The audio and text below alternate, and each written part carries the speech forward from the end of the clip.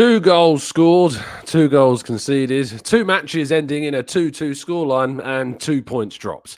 It's just a shame that I haven't got more than 2 words to describe how I feel about that performance, because Man City can...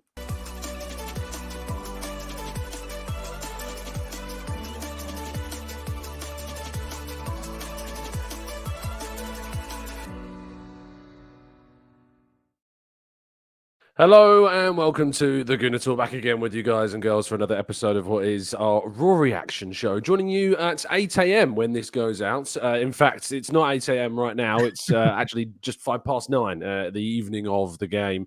Of course, as I mentioned, I'm moving house, so there's no opportunity for me to do a live broadcast the morning after. So I thought I'd be joined by a couple of good mates to try and talk me off the ledge from that game that we've just watched this afternoon. I have to say, James Green joins us, of course, Sky Sports reporter. I have to say, James, that it's at times where I feel I benefit from the fact of covering games at times, because when you're working matches, it distracts you in some ways from not losing your head so much.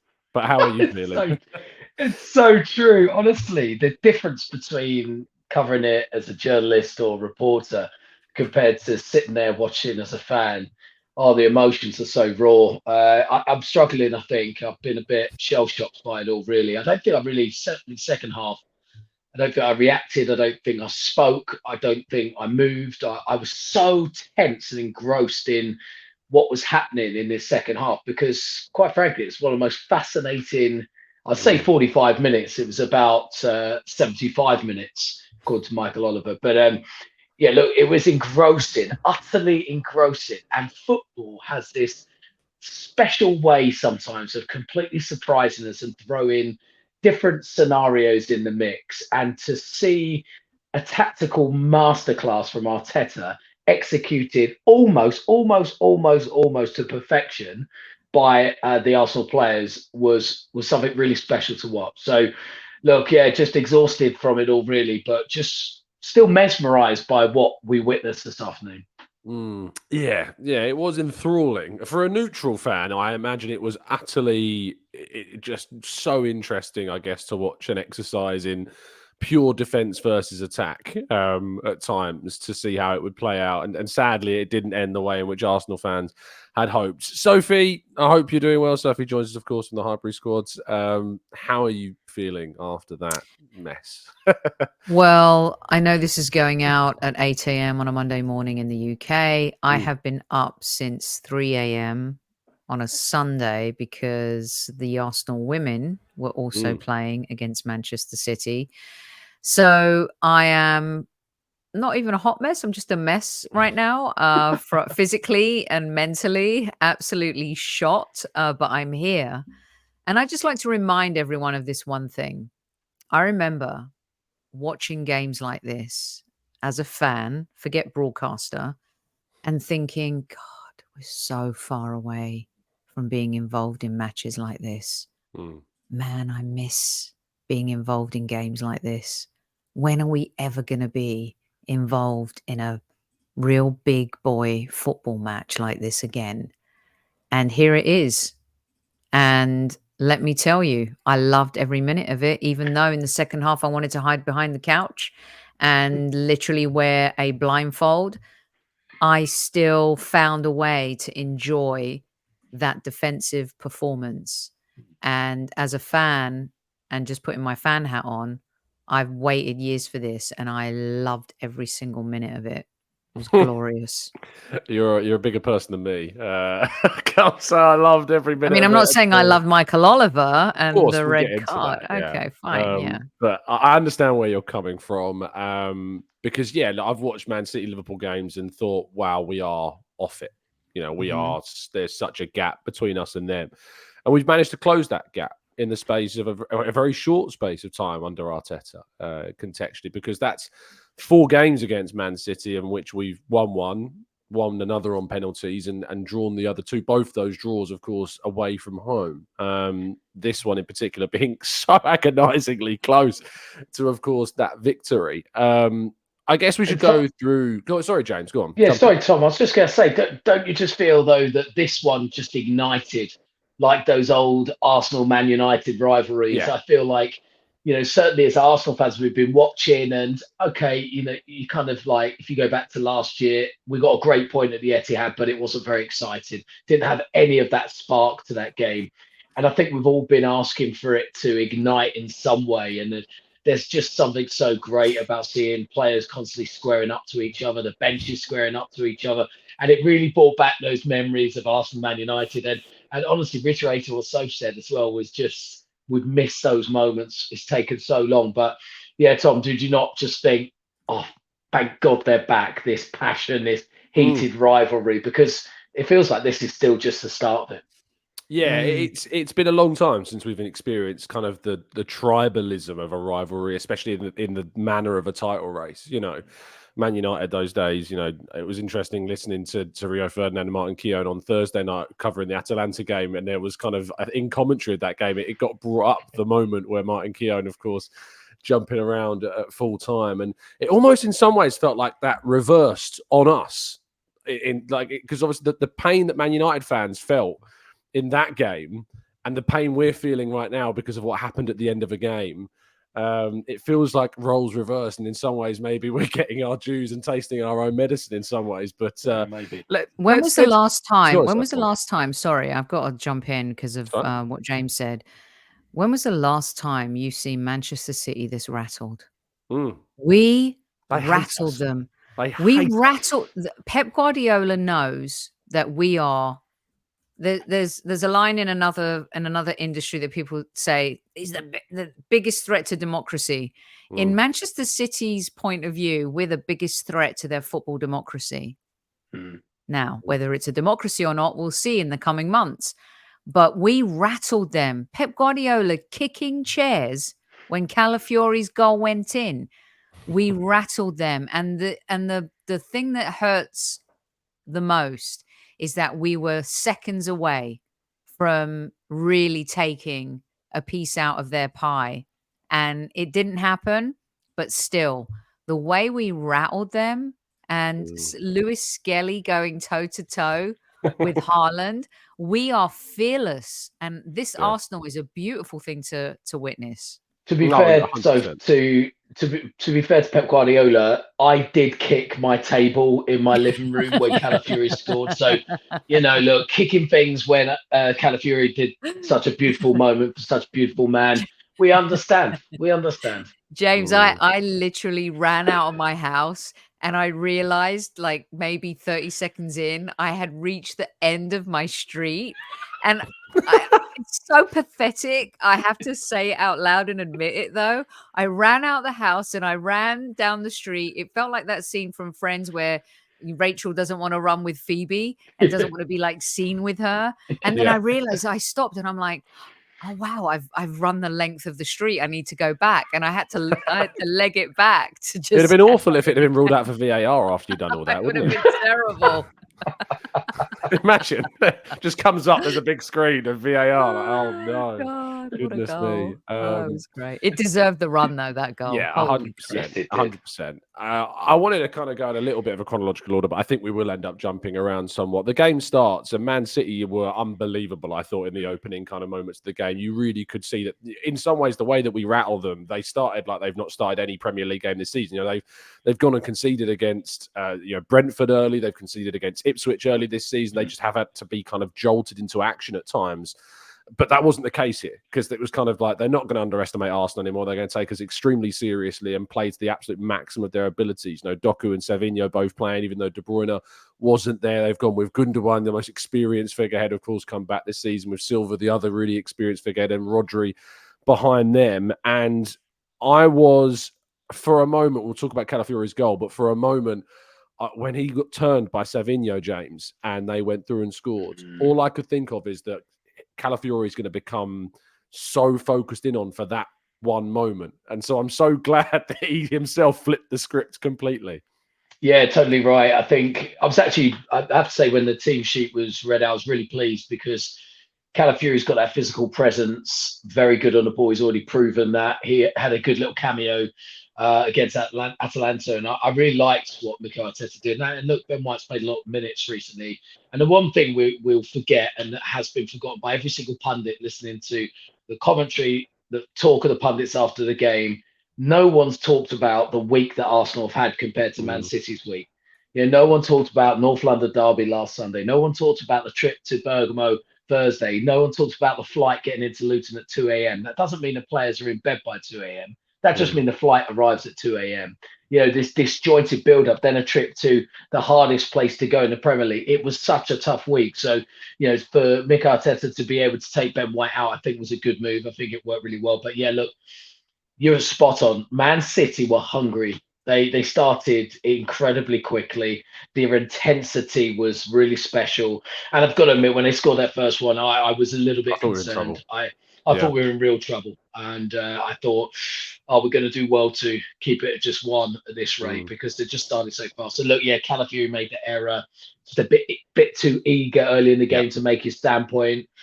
And I thought, actually, look, we will praise Gabriel, no doubt about it. I love this man. Sophie and I spoke about him last week, but I didn't think he defended that situation very well at all. I think he actually could have stepped up and played Haaland offside, or he could have moved across quicker, and he did neither. He kind of divered. He changed his mind, I think, and it was too late by then. So, look, scary start. When City are on it like that, you see how great they are, how good they are, the ability they've got all over the park. I mean, you read out their team, and it's just frightening, really. And even like the substitutes, you didn't even say the fact that Foden was on the bench, Grealish was on the bench. Yeah, it's the riches they have to choose from is second to none. We haven't got that. So yeah, look, scary start. I thought City were very, very good at the beginning. Yeah, and I was concerned when that goal went in, like you, and I was concerned that it was going to be a very different game to what we ended up getting. And our goal, Sophie, I think we'll talk about, a lot of fans are feeling injustice because of some of the things that happened in the game.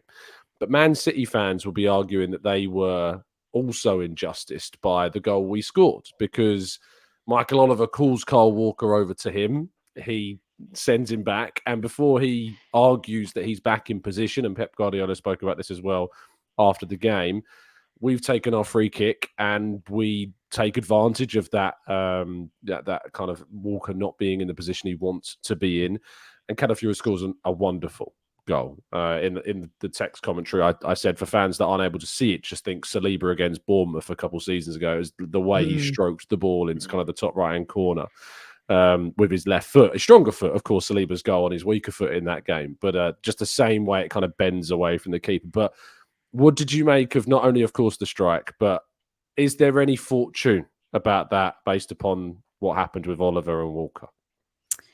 The way refereeing decisions are going today, cry me a river. And that's why I asked Sophie this question. I knew that would be her response. We take what we get. And that was given, and we roll with it, and we made the best of it. It's really, when you see, one of the things that I find fascinating is when Manchester City are under this microscope of alleged 115 charges, and you have opposing fans rooting for them against the Arsenal. I find that totally bizarre. It's like rooting for Darth Vader against Luke Skywalker. Who does that?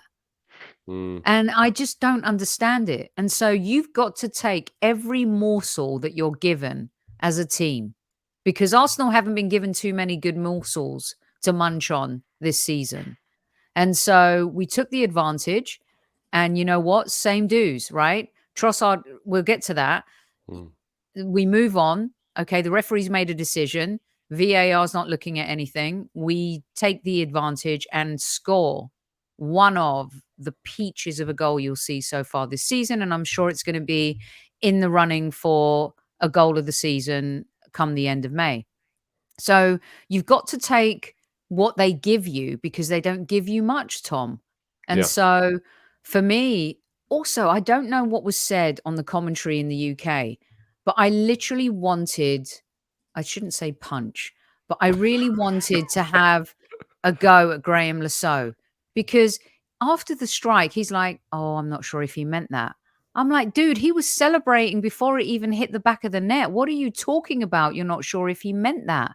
And some of the rhetoric, and I get it. You know, Arsenal fans sometimes go overboard with stuff. But when you see something and you respond to it, it's real. The commentary on NBC today, it was so sycophantic. And even when we were on the ascendancy, they were trying to find a way to like put Manchester City front and center, and to suggest for a second that Calafiori didn't mean that, and it kept going on and on and on about it. And thankfully at halftime they rectified it. But for me, take what you're given, make the most of it, and we banked on it.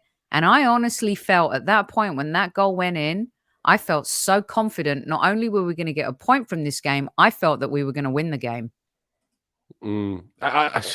I definitely felt that way, James, when we scored the second, because I just thought we're just so good defensively that if you give this Arsenal team a lead with 11 men on the field, which of course this season, if Arsenal have taken a lead in a game when they've got 11 against 11, you know, they've not given up that position so far. You know, of course, taking the lead against Spurs, took the lead against Brighton until Rice was sent off, and then conceded after that, taking the lead against Wolves, of course, too, and Villa away from home as well. It seems like if we score and we get this lead, it's so hard to break down. But 2 games in a row, Gabriel from a corner.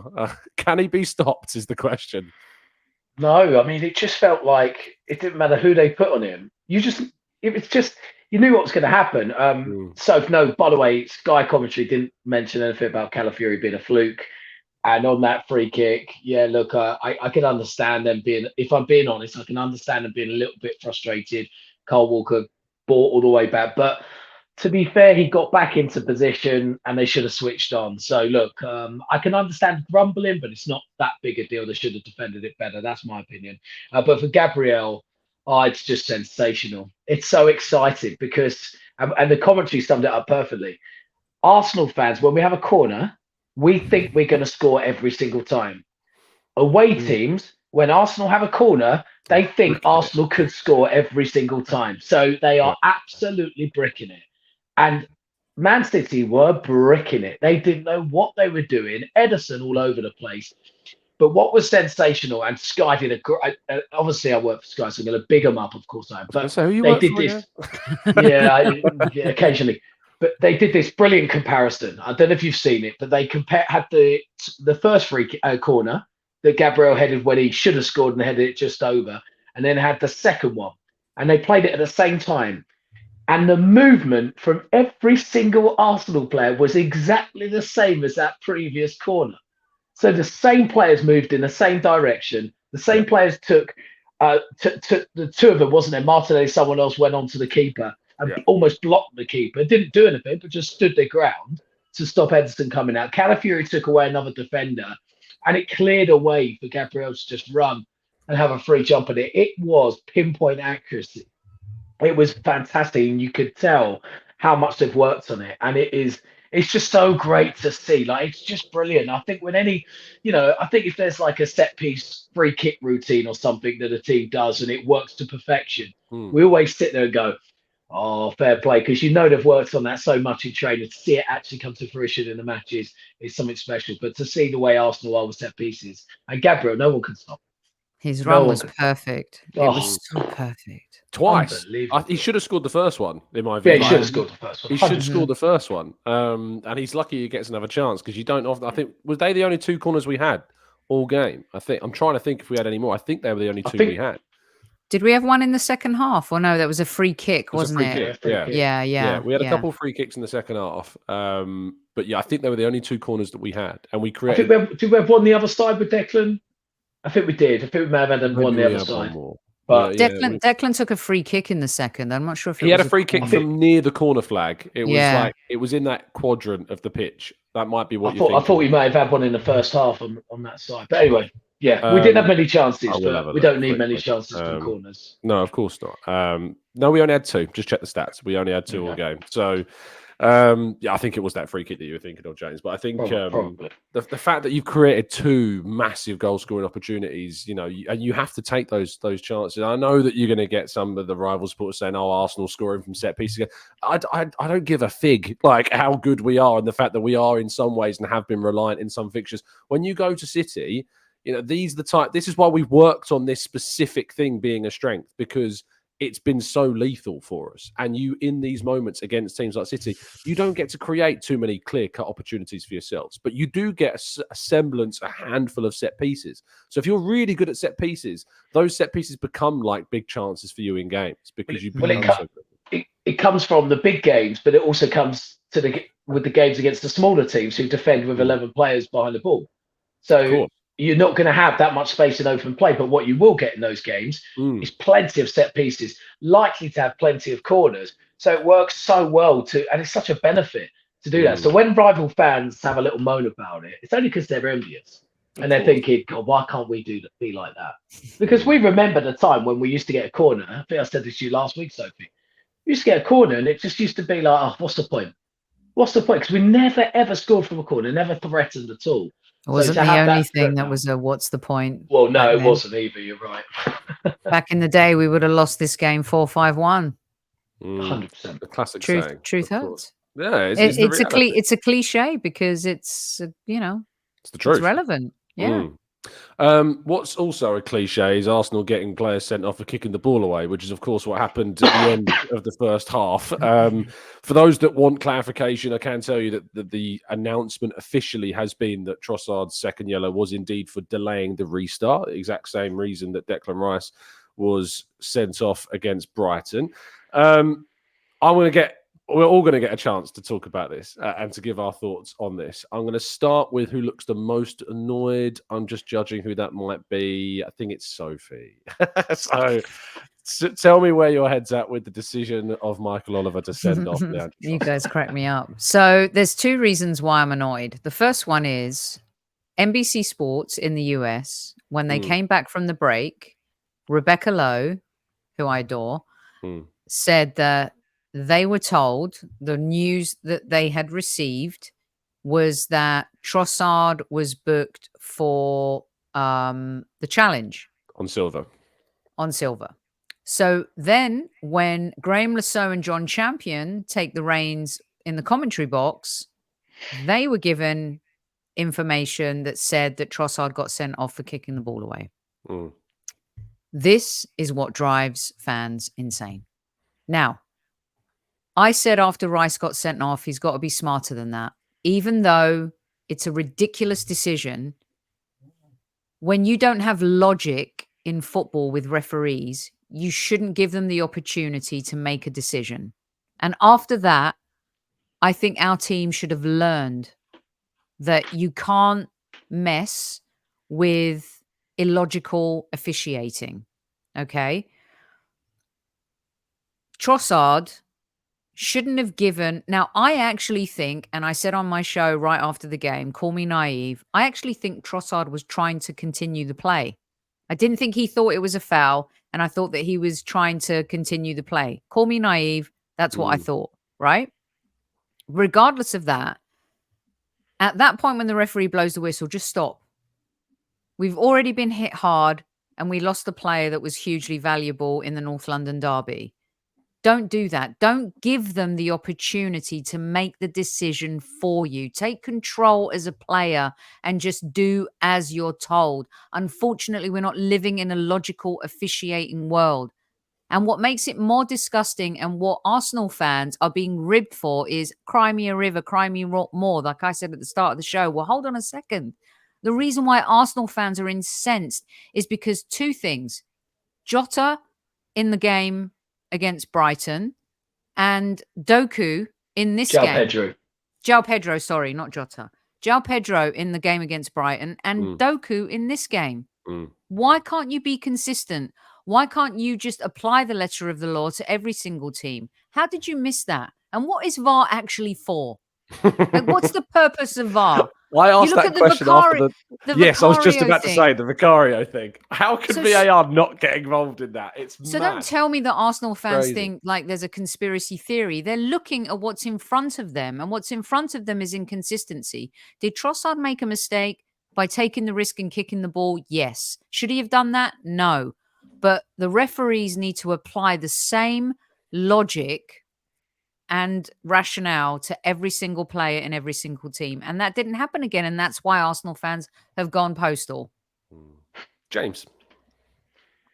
Yeah, look, I've probably got a bit of a different viewpoint actually on this one. The Rice one, I was rattled for about 2 weeks. This one, I wasn't rattled. I thought it was stupid. All things considered, because of the state we're in with this delay and the restart nonsense, because of what we saw 2 weeks ago, I still stand by. It was one of the most ridiculous decisions I think I've ever seen in football. I thought it was outrageous. But Trossard was riding his luck. It was quite a dangerous challenge, actually, in my opinion, on Silva. He was never getting the ball. He clattered straight into him in the air. It wasn't a smart challenge in my eyes at all. We see that Very, all the time in football. yeah, we do, but it still They get wasn't a booked for smart it. challenge. It was just before half time. Just don't give away anything. Don't give away anything. He didn't need to challenge, and he did. That was silly, first of all.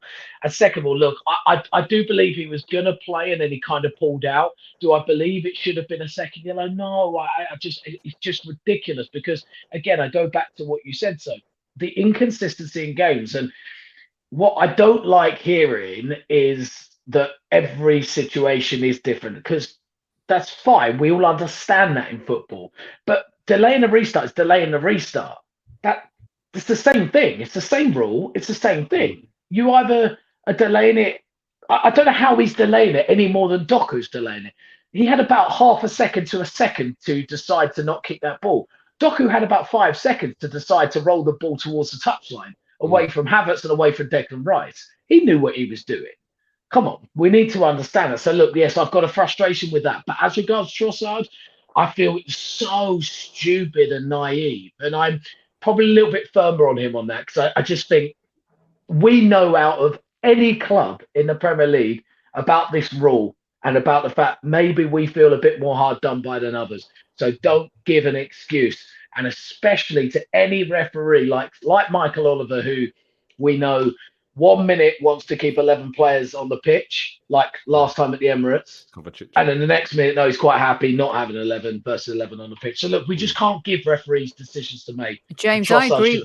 James, I agree with you, and I think Trossard put himself in a horrible position, like I said, because there's not a logical referee, and the verbal warning has gone in modern day football. It doesn't exist anymore. No, not now. It doesn't seem like it does. And Tom, you just brought up something fundamentally important. His comment about the whole Kovacic thing compared to this. I mean, this is what drives fans crazy. The inconsistency.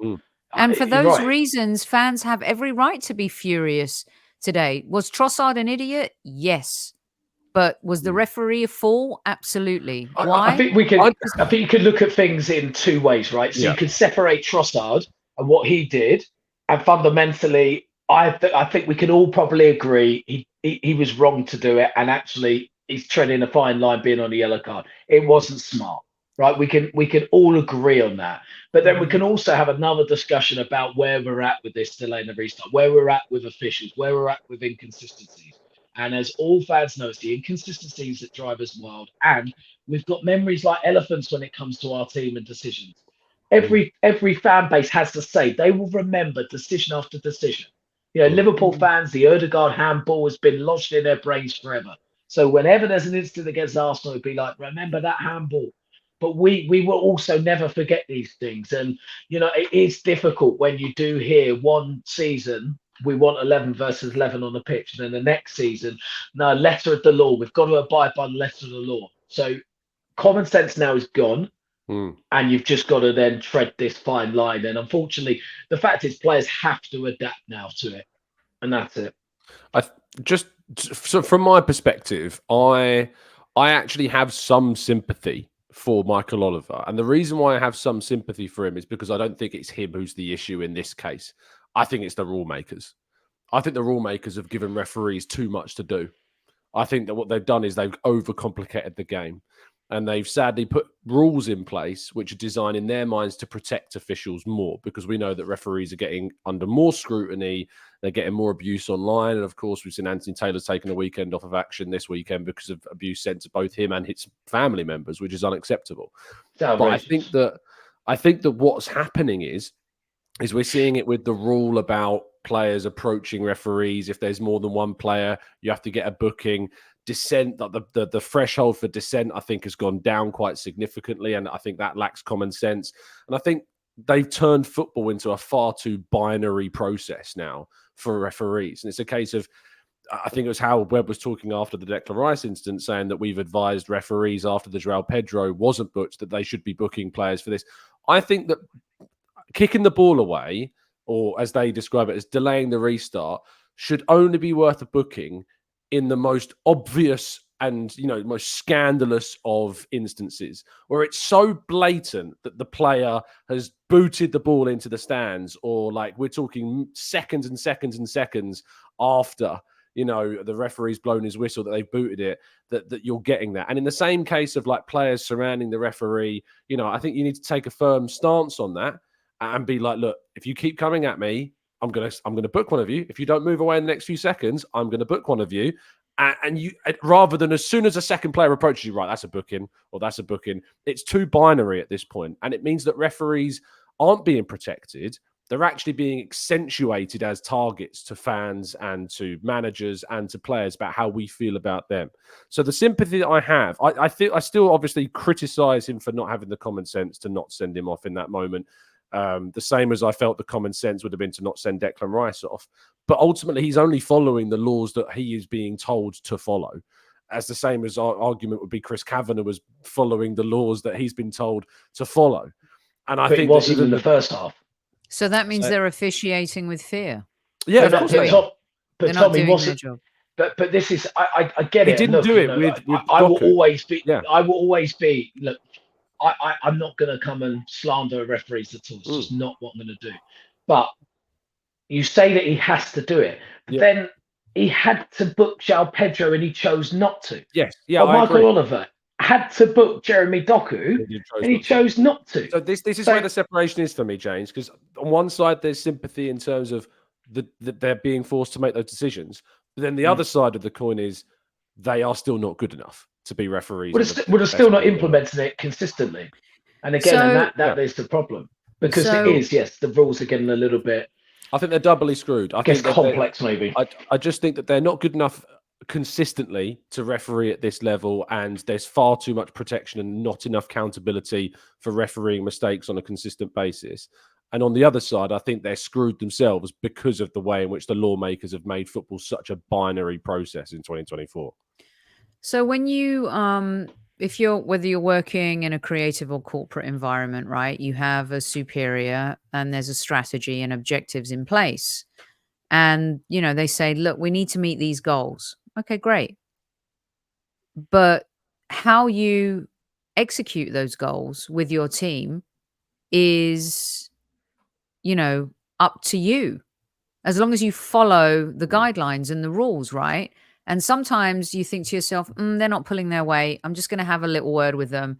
That was a great idea, but you missed the mark and we're not going to meet our goals, but here's how we can do better next time.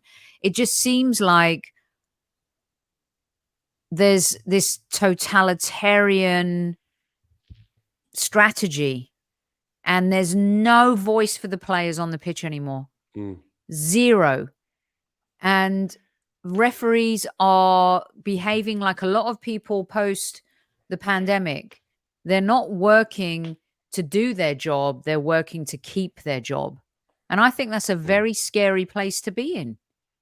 When you operate from a place of fear, that's a problem. And I think that's what a lot of referees are doing right now. I think there's also something at the moment about, like, I don't know if you've been across the F1 recently. I don't know if you're aware of the Verstappen story at the moment about like how he's facing scrutiny because of the swearing he has during the with his team radio, on the team radio. Like, I'm not the biggest fan of Max Verstappen.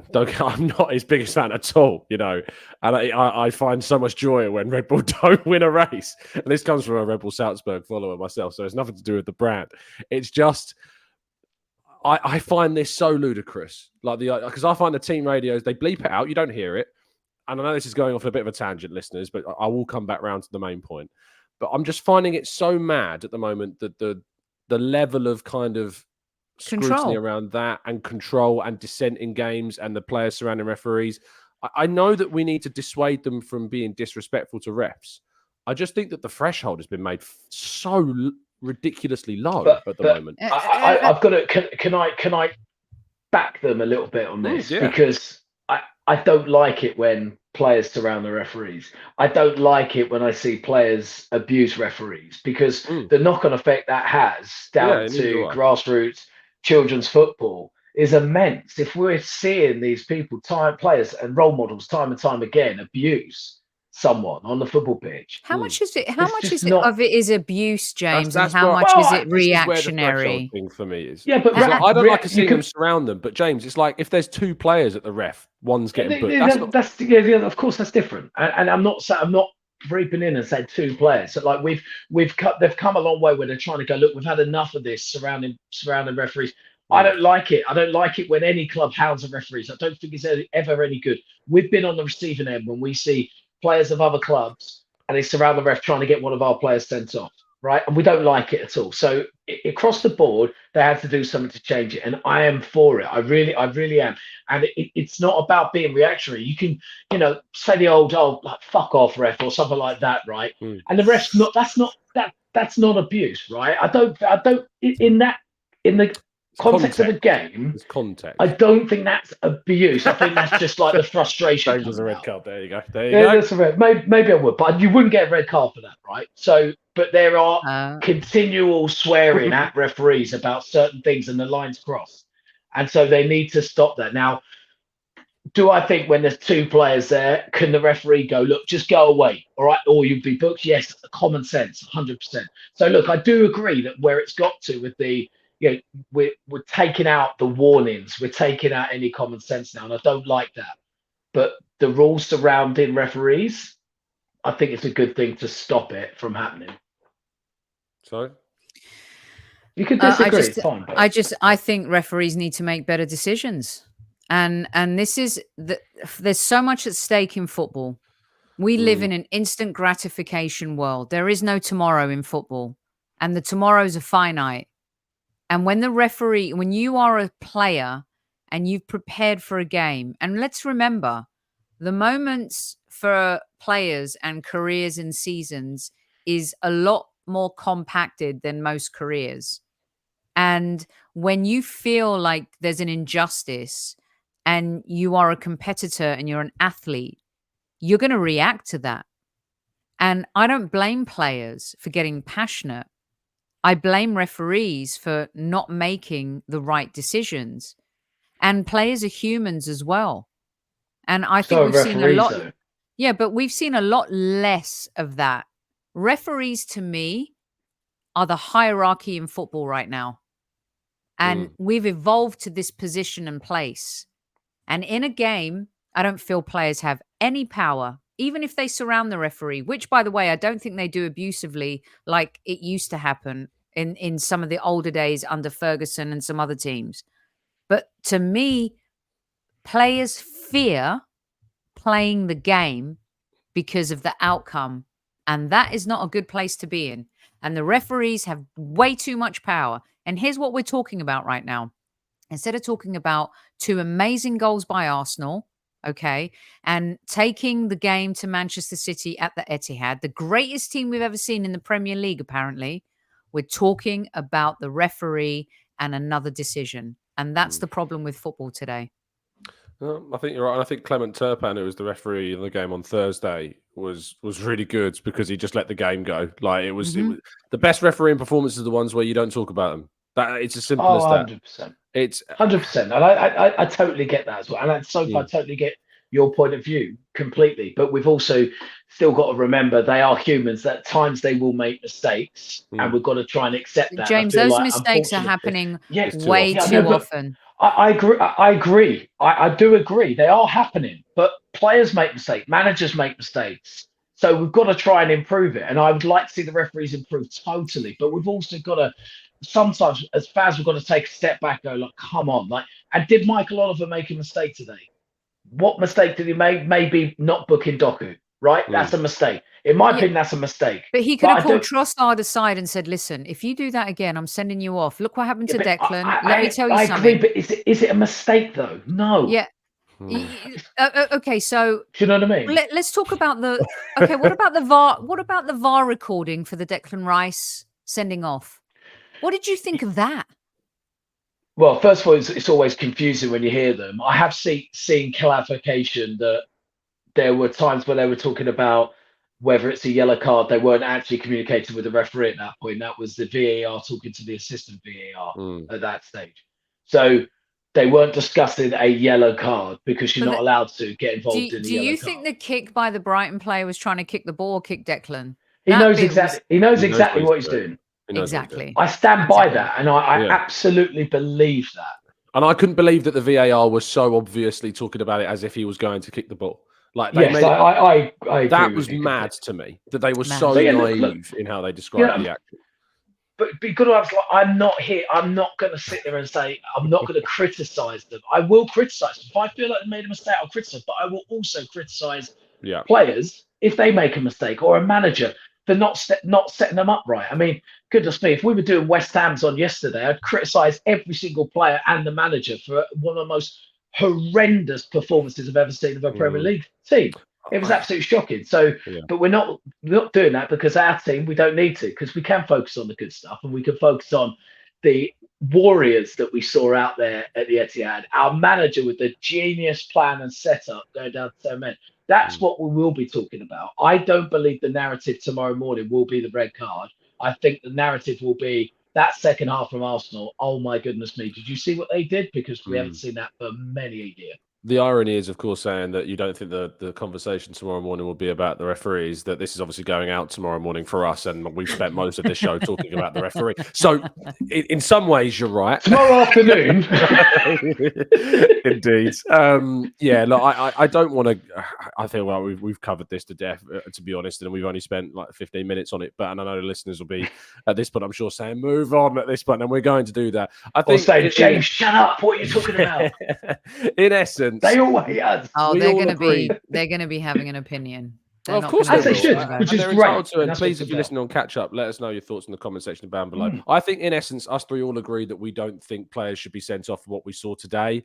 Like, it shouldn't ruin games. That shouldn't be what we see. The same way we don't think the Declan Rice incident should have led to him being sent off. I think we want to see more common sense applied in football. And sadly, as I've used that word binary, I just feel as though that sticking so close to this letter of the law rather than, applying what is obviously a silly decision to ruin a game of football with that red card. But the game nearly wasn't ruined, Sophie, because Arteta went out in the second half with a plan, a very obvious plan, and it produced one of the most entertaining yet mind-bafflingly frustrating 45 minutes. I can't tell you what it's like to do minute-by-minute commentary of that 45 minutes. I'm literally like, Raya save, Raya collects, long shot, over the bar. Like, it was the most ridiculous 45 minutes I've spent doing minute-by-minute commentary, and I was, at the same time, as an Arsenal fan, trying to compose yourself watching it as well, was mad. But the question is, we didn't win the game, but did Arteta do the right thing? Oh, 100%. What are you going to do with 10 men? Arsenal are damned if they do, and they're damned if they don't. So last season, we go up there to get a point, and people are ridiculing us because we didn't go for it. This season, we did kind of go for it, and we were 2-1 up. And then you're reduced to 10 men. What do you want him to do? He's got to protect. Thank goodness we had the lead. He protected it at all costs. And let me tell you something. Half times are very underestimated. We don't talk about it enough. When a team's going in and they're struggling or they're behind, what he did, however, whether he used a light bulb or he used a loudspeaker to play anthems, I don't care. I'm always inspired by leaders that I've worked for that give me an extra edge and make me think about something that perhaps I wasn't, or they give me a new method for how to tackle a challenge. And I think this is Mikel Arteta's finest hour as Arsenal manager, Wow. because what he had to do was come out of there, even being 2-1 up without losing. And that's so hard to do against Manchester City. And I wasn't exaggerating earlier when I said an old Arsenal team would have lost that 4 or 5-1. To see the organization and the fact that the players were so locked in. And David Raya, who I've eaten crow about, And I love continually. it every time he makes a save, Soph, I think about you.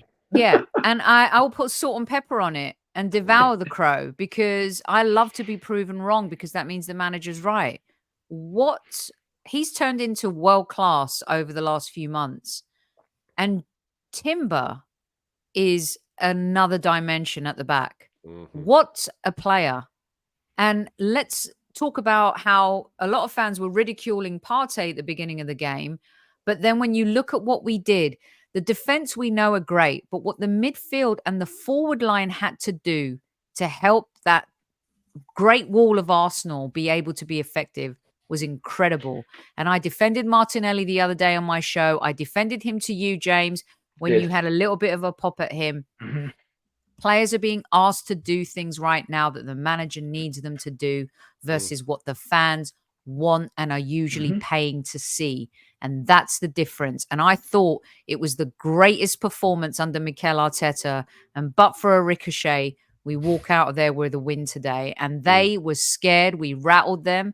Pep kicking chairs. They know we mean business. And the season and the title race is not over in September. Tom, do me a favour, clip that up and send it to Arsenal and just let them play it in the changing rooms, because what a speech, so. Listen, I love to be, I was not an early adopter. I couldn't see it. What? About Mikel Arteta. I was not. And, you know, the season where we missed out on the Champions League and lost 3-0 to Tottenham, I said, you know what? Stop. We are going places with this guy. And that was the change for me. That season was the change. And then not being able to see Raya. I stood behind Havertz early. I stood behind Benjamin White early. But you got to call it as you see it and put your hands up when you know you're wrong. I'm going to do that right now, because I going into this game, like you, I think about Partey. I was talking about Jorginho before this game. I was thinking, Partey, I've got issues with some of his performances this year. He's getting turned very easily. His passing is a bit off. His completion is down. His numbers have been so down on what we've seen from him previously, if you look at the metrics. And I was thinking, I think Jorginho has to come in for this. And to be honest, like the game in the second half suited him to the ground, because he wasn't required to be like a box-to-box moving up and down the pitch. You know, he was able to do what he's good at, which is to break up play and, you know, be that guy on the edge of the box that's trying to stop Man City from doing what they wanted to do. But he did it so well. And then the other player, James, as well, and I think Sophie alluded to, that I've also been critical of, is Gabriel Martinelli. It's mainly been because of his finishing. It's mainly because he's not taken the chances when they've fallen to him. But in reflection of that game against Spurs, I remember, thankfully, and I look back at this, so I don't have to hold my hands up as much. And I still said that I wanted Martinelli to start this game because his defensive work rate is absolutely a reason to play him in this specific fixture. And I thought he and Partey and Timber, as Sophie said as well, I thought those three in particular, and there are other really big performances too. Gabriel's goal, Saliba's performance, you know, Calafiori as well, and there are others involved. I thought Jesus came on and was really good when he came off the bench defensively too. Created some fantastic as well. moments. Kai was so great, underrated. But I thought that Timber, Martinelli, and Partey stood out for me as the top three big dogs in this game in terms of their defensive and collaborative performances. Yeah, I thought Partey was actually sensational. Genuinely, I think that's one of the best performances I've seen in an Arsenal shirt for what he did. Spot on with your assessment. When it comes to box, he gets tired and he fatigues really quickly, does Thomas Partey. But He didn't have to go anywhere, but he's intelligent. He picks the ball up. He broke up plays. He challenged. He was just, his positional sense was just on point. He never looked like he was out of position. He never looked like he had players running off his back too much. And it was, really, really solid performance. Martinelli, absolutely, without the ball, that guy's work rate is incredible. And yes, I criticize him, and I will still criticize him when I feel like we still need more on that left-hand side. And I still believe that. I don't believe he is the one that's going to take us that next level forward on that left-hand side. I will stand by that. But what I will never do is criticize his work rate. His work rate was unreal today. He helped Calafiori at every single possible moment. He was utterly sensational. Again, another sensational for him. But we could go through the whole team again. Like Calafiori made that mistake early on. Yeah. And then recovered, and again put in an unbelievable performance. First start in the Premier League, happens to be at the Champions, the Etihad.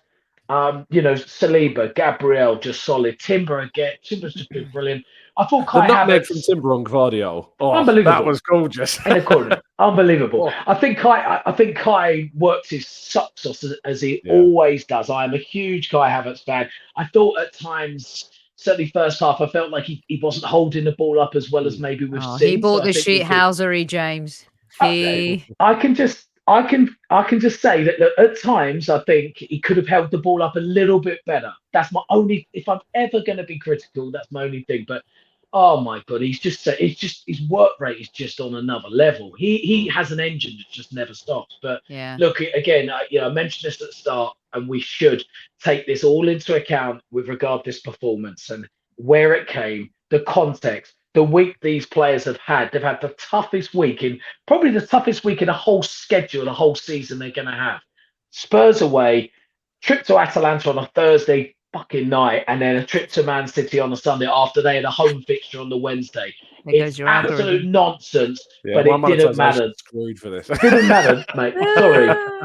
No. You know what? Beep it, mate. Beep it. It's the only time I get to sometimes drop. I'm moving. I ain't got time to edit this.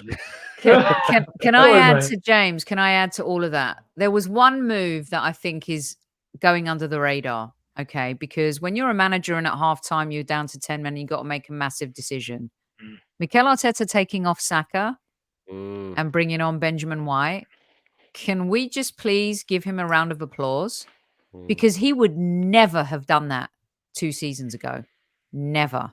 Right? And those Arsenal fans who've been digging out Martinelli, let this be a lesson to you as to what the manager wants and what he expects from certain players at certain times. That was a bold move. He had to make it, but the player he took off, that says everything. And I loved it too, because number one, we all know Bukayo needs more rest, but to be able to do that and then get that result and take one of your best players who you made captain on the day off, kudos, Mikel, kudos.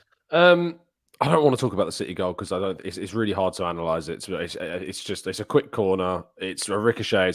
It's pinball in the box, and it just happens to land at John Stones' feet. And Andrea nearly saves that as well. It's really unfortunate at the end too. It's unbelievable. The replay. Freya's on the floor, isn't he? I know. He's trying to do anything he can. Like, it's mad. I can't. If he had saved that, it wouldn't have been a shot, would it? Because it'd be this is just David Raya having the best season of all time. I mean, it would have been unbelievable. There is one thing. I don't know if either of you got an opinion on this. I've seen some people tweeting that it's a record number of minutes that the ball was in play that we saw, and yet there was still 7 minutes of added time played, and they scored after the expiration of those 7 minutes. I think people are right to point that out, like in terms of I think it was 35 minutes the ball was in play for, and they've given 7 added minutes, and we see games, of course, given less added time at the end of a half, having had the ball in play for much less than that. So but we're getting blamed for time wasting, Tom. Of course, and people will say that the reason why there were so many minutes was because Arsenal wasted time. But the ball was in play for a hell of a long time during that game. So but obviously Arsenal's dark arts were in full swing. We can say that's for sure. But James, go on, you were going to jump in. I think it's more the context. I think we can, this is where sometimes stats don't necessarily tell the true picture. The context of that second half, the way the game was set up with City just passing it across the box and Arsenal just defending, no wonder the ball was in play so much more. We don't get games like that. We haven't seen anything like that for many a year, I would say. I don't even know, but that's the reason why the ball was in play so much. So, that I won't look too deeply into that. I don't think, in my opinion, that we as fans should be too disgruntled about the additional time. There were players going down, some dark arts, absolutely. You've got to do it. You feel like you've been unjust with a red card. You've got to try your best to win the game, get over the line.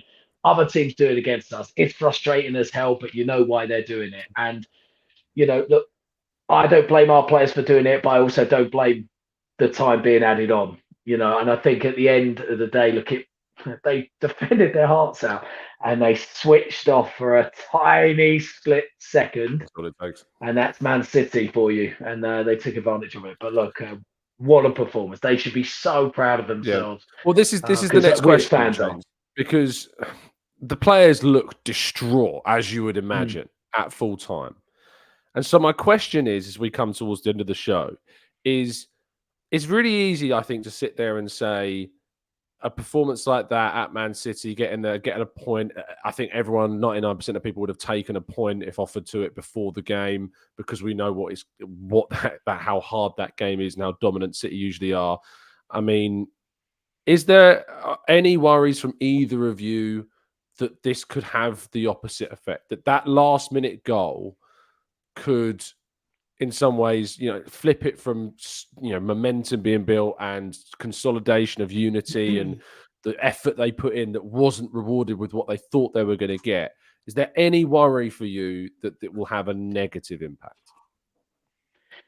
Not for me. Not for me at all. I think they'll feel really disappointed tonight, but once the dust settles tomorrow and they're resting and they start actually looking back, they'll be so proud of themselves, and they'll look at it and go, well, hold on a minute. At halftime, we were 2-1 up, comfortable, or just before halftime, shall I say, before the red card, we were comfortable. We weren't losing that game, and I felt like, with 11 players, if City were coming on to us, actually, we might have actually had a few more chances at the other end. So, look, I think they'll feel immensely proud. I think that's all they should be thinking about, and they should also just take so much from what they were able to achieve against the perceived greatest side we've ever seen in the Premier League era. Now, I believe they are the greatest side we've ever seen in the Premier League era. And for what Arsenal did, how far they've come over the last few years, to do that to City, that's something that will propel them forward. And look, is it going to take them to the title? Who knows? It's a long season, God knows. But I tell you what, they should be immensely proud. I don't see it having any negative effect whatsoever. Probably be the opposite. So, someone put in our chat room, I'm really scared about what this is going to do to the team. And I said, don't be scared. It's not the same Arsenal team. We have such PTSD about this club still. And some of us have moved on, but some of us are still looking in the rearview mirror just a little bit. I think this galvanizes Mikel Arteta even more so, if that's even possible. I think that then galvanizes the team to want it more. They've proven that with 10 men, they almost won the game at the Etihad. And opposing fans can say what they want, celebrating a 2-2. We're not celebrating anything. We've proven that we can play the game at one of the best teams ever in the Premier League with 10 men and almost walk away with a victory. They did very, very little in the second half. Other than the goal, Haaland did nothing in that game.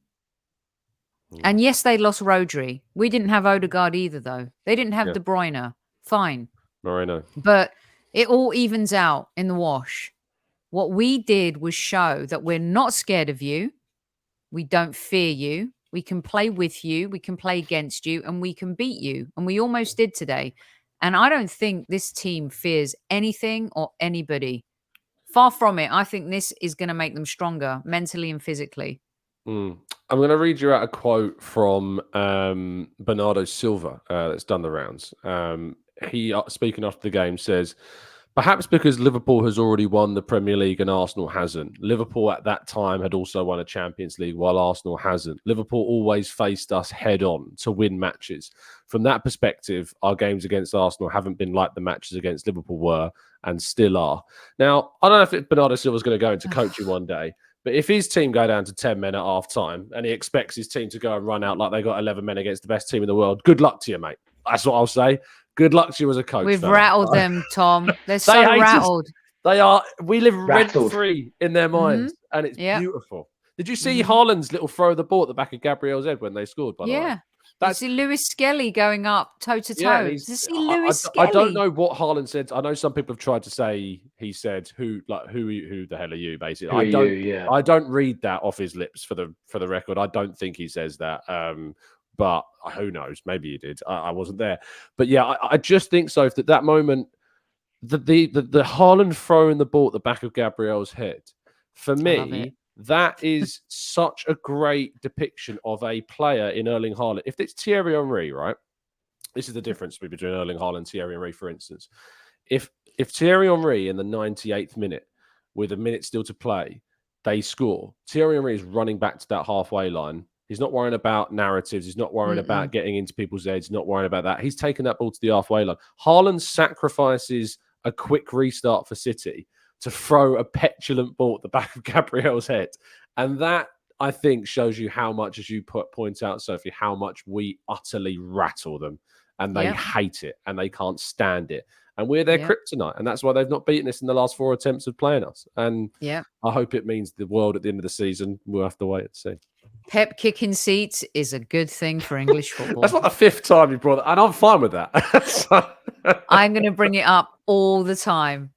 When do you ever see him like that? This was great. Listen, I love today. I mean, there were moments where in the second half you're really scared, but what a defensive performance that was. And it was a really good day to be an Arsenal fan. It really was. We'll end with final thoughts. Of course, we've got a game against Bolton on Wednesday, League Cup. What a nice game that is to have, by the way. After this, we need to calm down. I think having that home game in the League Cup, being able to play the likes of Waneri and Lewis Skelly and Sterling and Jesus and Kivior and some others as well, to rotate, relax. Raya was also spotted, by the way, after the game, limping a little bit, had a little bit of a strapping around his. I don't think that doesn't look too serious. I think that we would have seen a youth keeper probably play on Wednesday. Setford, I think, is out injured at the moment. I'm not sure 100% details on that. I think that we'll probably see a youth keeper play anyway on Wednesday because Neto's cup tied, which is the most hilarious Arsenal transfer story ever. Put Timber in goal. But yes, it saves everything at the moment. So yeah, I'd be interested to see what happens. But the only thing I think the Arsenal fans have got to worry about is if Waneri doesn't start, because if Waneri doesn't start, there's going to be all hell to pay for Mikel Arteta on Wednesday. That is for sure. I guess we'll just kind of end with general final thoughts of just kind of last words, last messages that you'd like to say to anyone that's listening, and just to give your kind of final feelings on this. So far, I'll start with you. Ruthless, fearless, mentally strong, adaptable, brave, professional, mature. This is the Arsenal we've all been craving for so many years, to be back in a game like this that matters, and to actually be relevant in a game like this that matters, and to not lose a game like this that matters. I thought today was a huge step and another leap. Now what we've got to do is not lose games to West Ham, Fulham and Aston Villa. That's it. James. Yeah, good final thought. It's tough to follow that, isn't it, so far? You don't have to. You can just say bye. Yeah, look, I just echo really your sentiments. It was just amazing to see Arsenal in a game like that again. It's been far too long where we've had a meaty game that matters so much. The passion on the field, the passion off the field.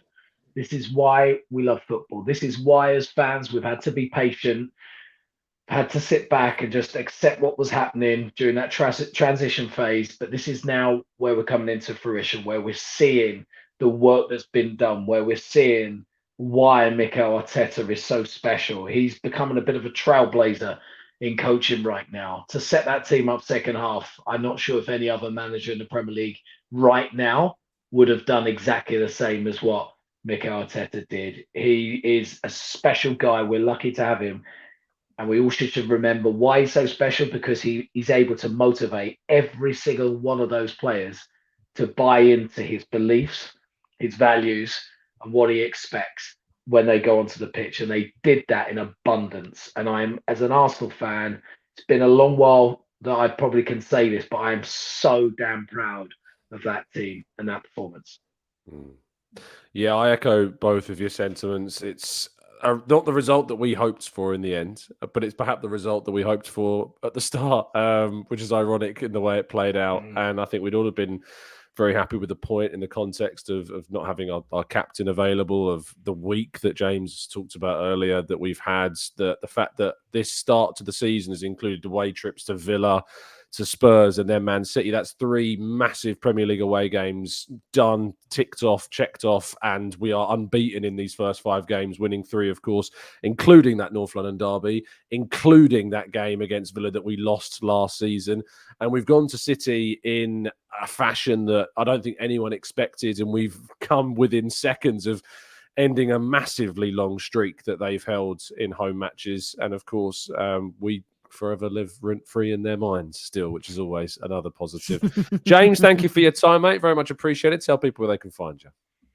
Yeah, always a pleasure. At James Green in UK over on the socials, and popping up on your screens on Sky Sports News once in a while as well. Lovely stuff. And Sophie, thank you so much. As always, pleasure to see you. And tell people where they can tell people where they can find you. Oh, I can't even talk. Tell people where they can find you. There we go.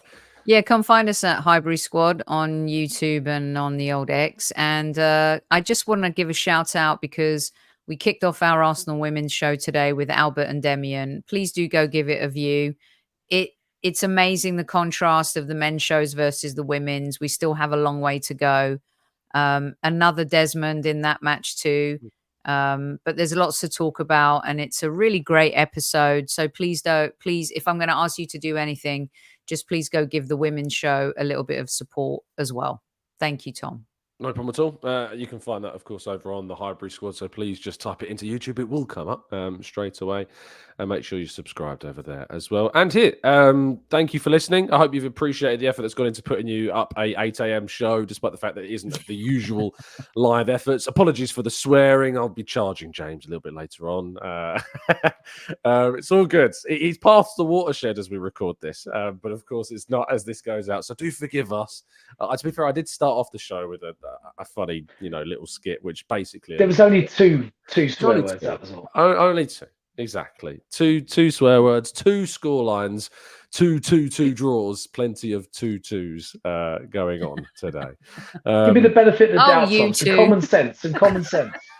Everyone makes mistakes, even referees. So, that's the way it goes. Thank you to you all listening. I'll be back with you, I hope, at least, if the internet's fine in the new place, in new surroundings, of course, on Tuesday morning. Have a fantastic rest of your start to your week. And, enjoy yourself. Stay safe, stay well, stay happy and respectful. And as always, up the Arsenal.